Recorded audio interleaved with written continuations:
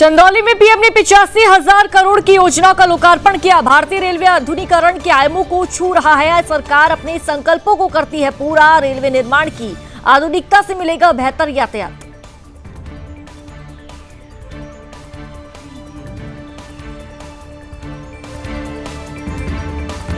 कानपुर में मुस्लिम आबादी में बंद पड़े मंदिर अब खुलेंगे। भाजयुमों ने पुलिस कमिश्नर को ज्ञापन सौंपा। अल्पसंख्यक क्षेत्र के मंदिरों को पहुंचाई जा रही क्षति। स्वच्छता अभियान चलाकर शुरू किए जाएंगे कार्य। बिजनौर में कुत्ते ने जान देकर बचाई मालिक की जिंदगी। फायरिंग कर रहे मुस्लिमों पर टूट पड़ा कुत्ता। सर की पगड़ी गिराकर किया था अपमान। मामला दर्ज, शीघ्र खुलासे का दावा।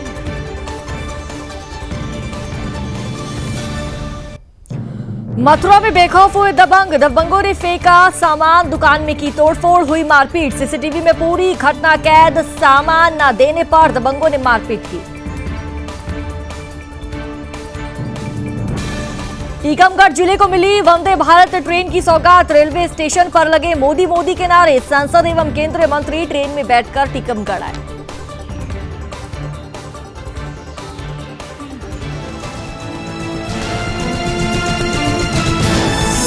आप देख रहे हैं सुदर्शन न्यूज। नमस्कार, आप देख रहे हैं सुदर्शन न्यूज। मैं हूं आपके साथ इशिका राणा। बुलेटिन की शुरुआत करेंगे बड़ी खबरों के साथ। तो पहली खबर यूपी के चंदौली से है, जहां पीडीडीयू नगर में आयोजित कार्यक्रम में प्रधानमंत्री नरेंद्र मोदी द्वारा 85,000 करोड़ की लागत से 6,000 की रेल परियोजना का शिलान्यास वर्चुअल माध्यम से किया गया। इस दौरान कार्यक्रम में उपस्थित सांसद एवं केंद्रीय मंत्री डॉक्टर महेंद्र नाथ पांडे ने उपस्थित जनसभा को संबोधित करते हुए भाजपा सरकार के कार्यकाल की उपलब्धियों को गिनाया। केंद्रीय मंत्री ने कहा कि मोदी सरकार त्वरित रेल परिचालन और बेहतर यात्रा सुविधा प्रदान करने को लेकर बेहद गंभीर है और भारतीय रेल नए आधुनिकीकरण के आयामों को छू रहा है। वे सरकार अपने संकल्पों को पूरा करने में भरोसा रखती है। केंद्रीय मंत्री ने आगे कहा कि मोदी सरकार ने 75 वंदे भारत ट्रेनों को चलाने का संकल्प लिया था, जो अब पूरा होने की तरफ अग्रसर है। इस दौरान उन्होंने सीएए पर बोलते हुए कहा कि सरकार अपने घोषणा पत्र पर और संकल्पों में जो कहती है वह करती है। तो वही कश्मीर से 370 एवं 35 से हटाने का वादा भी किया था, वो सरकार ने करके दिखाया है। अब संकल्प के तहत सरकार सीएए और समान नागरिक संहिता पर कार्य कर रही है। इससे उन भारतीयों को, खासकर हिंदुओं को फायदा होगा जो कभी बांग्लादेश, अफगानिस्तान व पाकिस्तान से आने के बाद भटक रहे थे। माननीय प्रधानमंत्री जी ने 85,000 करोड़ की योजनाओं का आज लोकार्पण किया है और इससे जो प्रधानमंत्री जी का गति शक्ति भारत स्कीम है, जिसके तहत तेजी से रेलवे का डेवलपमेंट, तेजी से इंफ्रास्ट्रक्चर जो ट्रांसपोर्टेशन का डेवलपमेंट और तेजी से आम वाहनों के लिए जो रोड्स का डेवलपमेंट और मॉडर्न रूप में ऐसी ट्रेनें बनाना जो भारत में आधुनिक रेलवे के रूप में कन्वर्ट। यूपी के कानपुर में भारतीय जनता पार्टी युवा मोर्चा ने अल्पसंख्यक क्षेत्रों में बने मंदिरों में अवैध कब्जे एवं मंदिरों की दुर्दशा के संबंध का मुद्दा उठाकर पुलिस कमिश्नर अखिल कुमार को एक ज्ञापन सौंपा है और एक हफ्ते में कार्रवाई करने की बात भी कही है। दरअसल भाजयुमो के जिलाध्यक्ष शिवांग मिश्रा पुलिस कमिश्नर से मिले और एक ज्ञापन सौंपकर ये मांग की है कि जहां पर अल्पसंख्यक क्षेत्र है वहां मंदिरों को तोड़ा जा रहा है, अवैध कब्जे हो रहे हैं, तो वही मंदिरों की दुर्दशा भी खराब नजर आ रही है। और शिवांग मिश्रा ने बताया कि कानपुर में शिकायतें लगातार मिल रही थी कि ऐसे मंदिर हैं जो हिंदू क्षेत्र में नहीं, उनकी देखरेख हो ही नहीं पा रही है और कब्जे भी उन पर कब्जा भी हो रखा है, जिसके संबंध में पुलिस कमिश्नर से हफ्ते भर में कार्रवाई करने की मांग की है। तो वही अगर कार्रवाई नहीं होती तो बीजेपी के पदाधिकारियों व सदस्य स्वच्छता अभियान चलाकर खुद सभी मंदिरों को स्वच्छ बनाने का कार्य शुरू करेंगे। आज भारतीय जनता कानपुर युवा मोर्चा कानपुर उत्तर आज ये मांग करने आया था कमिश्नर से। हम लोग एक निवेदन भी करने आए थे कि जिस तरीके से जहाँ पे हिंदू आबादी कम है, ऐसे क्षेत्रों में जहाँ पर लगातार सोशल मीडिया के माध्यम से और पिछले पत्रकारों के माध्यम से और कई न्यूज चैनलों के माध्यम से हम लोग को देखने में भी आया है कि वहाँ पर मंदिरों को तोड़ा जा रहा है, लगातार मंदिरों पर कब्जा हो रहा है, मंदिरों की साफ सफाई भी नहीं हो पा रही है।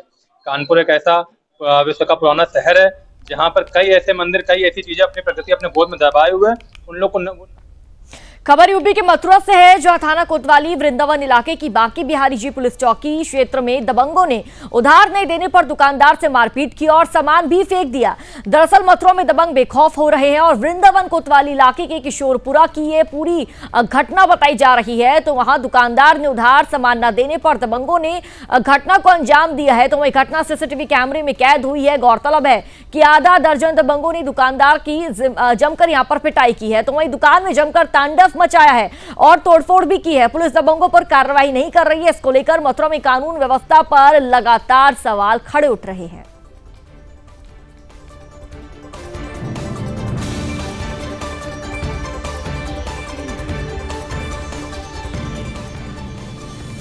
उत्तर प्रदेश के बिजनौर जिले में पालतू कुत्तों ने वफादारी की एक मिसाल पेश की है। कुत्ते ने अपनी जान देकर मालिक की जान बचा ली। हमलावर की फायरिंग में कुत्ते की जान चली गई, जबकि दूसरा बाल बच गया। यह घटना इलाके में चर्चा का विषय बनी हुई है। दरअसल चांदपुर थाना क्षेत्र के गांव पाडला में हमलावरों ने किसान सरदार लखविंदर सिंह के घर में जबरदस्ती घुसकर उस पर जानलेवा हमला कर दिया। हमलावरों ने किसान पर फायरिंग भी कर दी। तो वही फायरिंग की आवाज पर किसान के दोनों पालतू कुत्ते एक्टिव हो गए और उन्होंने हमलावरों पर ही अटैक कर डाला। बताते चले कि 2 महीने पूर्व सरदार लखविंदर का ग्राम कमालपुर निवासी कुछ मुस्लिमों से लोगों ने पैसे के लेन देन को लेकर झगड़ा हो गया था, जिसमें मुस्लिम आरोपितों ने सरदार के सिर की पगड़ी गिराकर उसकी बेअदबी भी की थी। फिलहाल पुलिस ने इस मामले को दर्ज कर लिया है और मुकदमा भी यहाँ पर चल रहा है। तो वही पुलिस इस प्रकरण सहित सभी बिंदुओं की जांच कर रही है और इस मामले का शीघ्र खुलासा करने का दावा भी पुलिस प्रशासन द्वारा किया जा रहा है। रात लगभग 1:30 बजे लखविंदर सिंह सनाब जनरल सिंह निवासी पाडला थाना चांदपुर ने थाना चांदपुर को सूचना दी कि उनके घर पे कुछ बदमाश चढ़ाए हैं, जिनके द्वारा फायरिंग की गई। फायरिंग में उनके पालतू कुत्ते की मृत्यु हो गई। इस सूचना पर स्थानीय पुलिस तत्काल फोरेंसिक टीम के साथ मौके पर पहुंची। घटनास्थल का बारीकी से निरीक्षण किया गया। इनके द्वारा थाना चांदपुर पर गाँव के ही 5 व्यक्तियों जिनसे इनकी पूर्व की रंजिश चल रही है व अन्य 2 अज्ञात व्यक्तियों के विरुद्ध तहरीर दी गई है, जिस तहरीर पर थाना चांदपुर पर सुसंगत धाराओं पर अभियोग पंजीकृत किया गया है। घटना की विभिन्न पहलुओं से जांच की जा रही है। जांचोपरांत इसमें अग्रिम वैधानिक कार्रवाई की। तो लॉन्चिंग कार्यक्रम चल रहा है। मुख्यमंत्री योगी आदित्यनाथ वहां पर मौजूद है। तस्वीरें आपको दिखाते हैं। तो देखिए तस्वीरें आपको दिखा रहे हैं। वर्चुअली सम्मानित करते हुए मुख्यमंत्री योगी आदित्यनाथ यहां पर मौजूद है और पीएम ये आपको जानकारी दे दे कि वर्चुअली सम्मिलित हो रहे हैं सीएम योगी। और ये आपको खबर भी दे दे, खबर ये आपको जानकारी बता दे, पीएम सूरज राष्ट्रीय पोर्टल की लॉन्चिंग कार्यक्रम में शामिल हुए हैं। वर्चुअली सम्मिलित हो रहे हैं मुख्यमंत्री योगी आदित्यनाथ। तस्वीरें आपको दिखा रहे हैं। पीएम सूरज राष्ट्रीय पोर्टल की लॉन्चिंग, ये पूरा कार्यक्रम चल रहा है और इस वक्त यहाँ पर उत्तर प्रदेश के मुख्यमंत्री योगी आदित्यनाथ भी मौजूद है। तस्वीरें लगातार आपको दिखा रहे हैं। पीएम सूरज राष्ट्रीय पोर्टल की लॉन्चिंग का ये पूरा कार्यक्रम है। वर्चुअली सम्मिलित हो रहे हैं मुख्यमंत्री योगी आदित्यनाथ। लगातार तस्वीरें आपको दिखा रहे हैं। देखिए वितरण कार्यक्रम चल रहा है और यहाँ पर मुख्यमंत्री योगी आदित्यनाथ उपस्थित है। तस्वीरें लगातार आपको दिखा रहे हैं और यहाँ पर मुख्यमंत्री योगी आदित्यनाथ द्वारा यहाँ पर चेक भी वितरित किए जा रहे हैं। लगातार तस्वीरों के माध्यम से आपको समझाने का प्रयास कर रहे हैं। वर्चुअली सम्मिलित यहाँ पर इस पूरे कार्यक्रम के दौरान मुख्यमंत्री नजर आ रहे हैं। और देखिए तस्वीरें आपको दिखा रहे हैं। मुख्यमंत्री योगी आदित्यनाथ यहां पर मौजूद है। साथ ही प्रधानमंत्री नरेंद्र मोदी इस पूरे कार्यक्रम पर अपनी नजर बनाए हुए हैं और वर्चुअली माध्यम के साथ इस पूरे कार्यक्रम में प्रधानमंत्री नरेंद्र मोदी जुड़े हुए। देखिए लगातार तस्वीरें आपको दिखा रहे हैं और ये आपको बता दें कि यहाँ पर इस वक्त इस पूरे कार्यक्रम में मुख्यमंत्री योगी आदित्यनाथ मौजूद है। चेक वितरण कार्यक्रम उनके द्वारा देखिए किया जा रहा है और यहाँ पर जो तमाम लाभार्थी है लोग हैं उनको चेक वितरित करते हुए इस वक्त मुख्यमंत्री योगी आदित्यनाथ नजर आ रहे हैं। और साथ ही ये भी आपको जानकारी दे दें, प्रधानमंत्री नरेंद्र मोदी इस पूरे कार्यक्रम में अपनी नजर बनाए हुए हैं और वर्चुअली वीडियो के माध्यम से प्रधानमंत्री नरेंद्र मोदी इस कार्यक्रम को देख रहे हैं। इस कार्यक्रम में लगातार जुड़े हुए हैं। तो लगातार ये तस्वीरें आप तक साझा कर रहे हैं और ये आपको बता दें पीएम सूरज राष्ट्रीय पोर्टल की लॉन्चिंग कार्यक्रम है। बात करेंगे यूपी के प्रयागराज की, जहां पुलिस और एसओजी टीम को बड़ी सफलता हासिल हुई है। आपको जानकारी दे दें कि शंकरगढ़ पुलिस से कार लूटने वाले गिरोह के 4 सदस्यों को गिरफ्तार कर उनके कब्जे से 1 क्विंटल से अधिक गांजा लूटी गई कई कार और असला बरामद किया है। बताया जा रहा है कि बीते 8 मार्च को रात्रि में बारी बारी ये आपको जानकारी दे दें कि यहां पर सनसनीखेज घटना में एसयूवी कार को घेर कर गाड़ी को रोक लिया गया और सवार को बंधक बनाकर एसयूवी को लूट लिया गया था। तो वहीं पुलिस उपायुक्त श्रद्धा पांडे ने खुलासा किया कि लूट में शामिल 4 आरोपी को पुलिस ने गिरफ्तार कर लिया है। गिरफ्तार आरोपियों के पास से पुलिस ने लूट की एसयूवी कार, 1 क्विंटल गांजा के साथ देसी कट्टा भी बरामद किया है। गैंग के और सदस्यों के बारे में पुलिस जानकारी भी जुटा रही है। उन्होंने बताया कि पुलिस टीम द्वारा इन अभियुक्तों के पास से 5 मोबाइल व तमंचा बरामद हुआ है। 8 तारीख को दिनांक 8 मार्च 2024 को शंकरगढ़ थाना अंतर्गत नारीबारी चौकी के पास एक जियो का जो पेट्रोल पंप है उसके आसपास एक XUV 500 गाड़ी जो है उसकी लूट हुई। इस गाड़ी को लूटने में 2 बोलेरो और एक डस्टर का उपयोग हुआ है, जिन्होंने घेर करके इस गाड़ी को लूटा है। इसकी कंप्लेंट पे FIR दर्ज हुई है शंकरगढ़ थाने में और FIR दर्ज होने के बाद हमारी जो SOG टीम है और शंकरगढ़ थाना की टीम, इन दोनों ने मिलकर के रिकवरी की है, जिसमें कि जो छीनी हुई गाड़ी थी XUV 500, इसको भी हमने खबर राजस्थान के 12 जिले की छबड़ा तहसील से है, जहां सुदर्शन न्यूज संवाददाता पंकज त्रिवेदी की जमीन पर स्थानीय प्रशासन की गिद्ध नजर देखने को मिल रही है। जहां का स्थानीय प्रशासन और स्थानीय विधायक की मिलीभगत के चलते षड्यंत्रकारियों द्वारा मिलकर पंकज त्रिवेदी की जमीन को हड़पने का प्रयास किया जा रहा है और पंकज त्रिवेदी को लगातार मानसिक रूप से प्रताड़ित किया जा रहा है। बता दें कि इससे पूर्व भी इस खबर को सुदर्शन ने प्राथमिकता से दिखाया, प्राथमिकता के साथ चलाया, लेकिन खबर के बाद भी पंकज त्रिवेदी को अपनी ही जमीन के NOC और निर्माण स्वीकृति तक नगर प्रशासन से नहीं मिल पा रही है, जो कि स्थानीय प्रशासन पर अब कई सवालिया निशान खड़े करता है। आपको ये जानकारी दे दें कि संवाददाता पंकज त्रिवेदी ने पूर्व में लैंड जिहाद, भ्रष्टाचार को लेकर मुद्दा जोर शोर से उठाया, जिसे सुदर्शन न्यूज ने प्रमुखता से दिखाया था, जिसके चलते बौखलाहट में स्थानीय नगर छबड़ा प्रशासन और स्थानीय विधायक लगातार संवाददाता पंकज त्रिवेदी को अपनी ही जमीन के कागजात होने के बावजूद कोई न्याय तक देने को तैयार नहीं है। और यहाँ सवाल यह उठता है कि राजस्थान में राम राज्य की सरकार होने के बावजूद सच्चाई की आवाज को क्यों दबाया जा रहा है। तो वही देखना होगा कि इस मामले पर आगे आखिरकार स्थानीय प्रशासन कब संज्ञान लेगा, कब प्रशासन द्वारा इस पूरे मामले में कार्रवाई देखने को मिलेगी।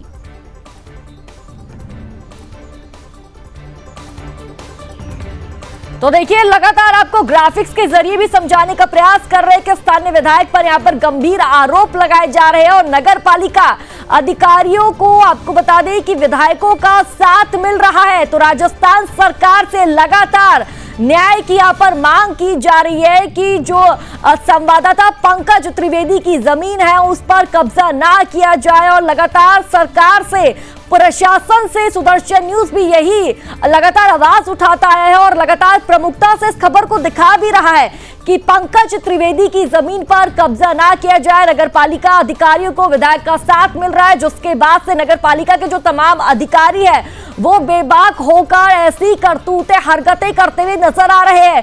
तो पूरा मामला राजस्थान के छाबड़ा का है, जहां यहां आपको बता दें कि सुदर्शन न्यूज के संवाददाता पंकज त्रिवेदी की जमीन को कब्जाने का प्रयास किया जा रहा है। और यह आपको बता दें कि यहाँ पर नामांतरण और सही कागजात के साथ भी छेड़छाड़ देखने को मिल रही है। अपनी ही जमीन के लिए पंकज त्रिवेदी को प्रशासन से गुहार लगानी पड़ रही है, लेकिन देखना होगा कि आखिरकार राजस्थान का जो प्रशासन है, राजस्थान की जो सरकार है, कब तक इस पूरे मामले पर कार्रवाई करती है। चलिए बात करेंगे मध्य प्रदेश की, जहां ग्वालियर की पहली महिला नवागत कलेक्टर रुचिका चौहान ने सोमवार को अपना कार्यभार ग्रहण कर लिया है। और इससे पहले उन्होंने अपने अधीनस्थ सभी विभागों के अधिकारियों से कार्य की प्रगति और अधूरे कार्यों के बारे में जानकारी ली, जहां कलेक्टर ने कहा कि शासन की योजना को धरातल पर पहुंचाना उनकी प्राथमिकता होगी। और आगे क्या कुछ कहा आपको सुनवाते हैं।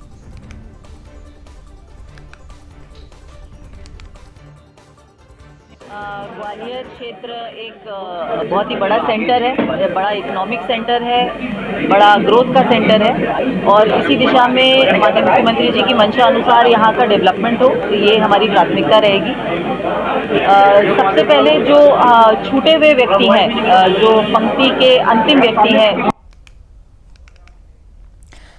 तो मध्य प्रदेश के टीकमगढ़ में वंदे भारत ट्रेन की सौगात मिल गई है, जहां मंगलवार को खजुराहो से ट्रेन का शुभारंभ हुआ तो वहीं 11:30 बजे ट्रेन टीकमगढ़ रेलवे स्टेशन पर पहुंची और इस दौरान केंद्रीय मंत्री डॉक्टर वीरेंद्र कुमार छतरपुर से ट्रेन में बैठकर आए हैं। स्टेशन पर ट्रेन की पहुंचते ही लोगों ने हर हर मोदी के नारे लगाकर केंद्रीय मंत्री का भव्य स्वागत किया। करीब 10 मिनट ठहरने के बाद वंदे भारत ट्रेन हजरत निजामुद्दीन के लिए रवाना हो गई। इस दौरान केंद्रीय मंत्री सहित भाजपा नेताओं ने हरी झंडी दिखाकर इसे रवाना किया। ट्रेन के शुभारंभ के मौके पर केंद्रीय मंत्री डॉक्टर वीरेंद्र कुमार ने कहा कि बुंदेलखंड क्षेत्र के वंदे भारत ट्रेन को बड़ी सौगात मिली है और इस ट्रेन के संचालन से खजुराहो, टीकमगढ़ और छतरपुर के लोगों को दिल्ली पहुंचने में काफी सुविधा होगी।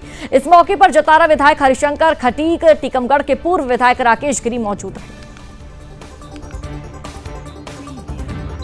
ये जो सौगात मिली है, ये संबंध में तो अगर बुंदेलखंड की, टीकमगढ़, छतरपुर की जनता से, किसी से, बच्चे से भी पूछेंगे तो वो अपनी प्रतिक्रिया जितने उत्साहजनक शब्दों में व्यक्त कर रहा है, ये बता रहा है कि वंदे भारत जैसी अत्याधुनिक सुविधाओं से सुसज्जित ट्रेन का बुंदेलखंड के खजुराहो से प्रारंभ होकर के टीकमगढ़, छतरपुर होते हुए और दिल्ली तक जाना, ये हम सभी क्षेत्र। मध्य प्रदेश के धार के अमझेरा थाने के दसाई चौकी क्षेत्र में दिन दहाड़े लगातार बढ़ रही चोरियों से ग्रामीणों में डर का माहौल नजर आ रहा है, जहां पिछले दिनों दसाई के किसान के यहां से अज्ञात चोरों ने 7 बोरी सोयाबीन पर हाथ साफ कर दिया और उसके बाद सोमवार को नया बाजार में हाट में दिन दहाड़े नया बाजार से 3 अलग अलग स्थानों से मोबाइल चोरी की जो घटनाएं हैं वो देखने को मिली। चोरी की रिपोर्ट के लिए जब चौकी पर पहुंचे तो चौकी प्रभारी द्वारा मोबाइल के दस्तावेज मंगाकर आवेदन लिखकर रख लिया गया और इस मामले को लेकर चौकी प्रभारी से जानकारी ली तो चौकी प्रभारी ने संतोषजनक जवाब नहीं दिया।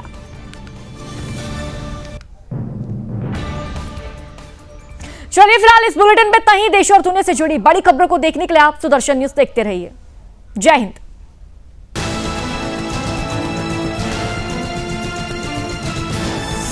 आप देख रहे हैं सुदर्शन न्यूज।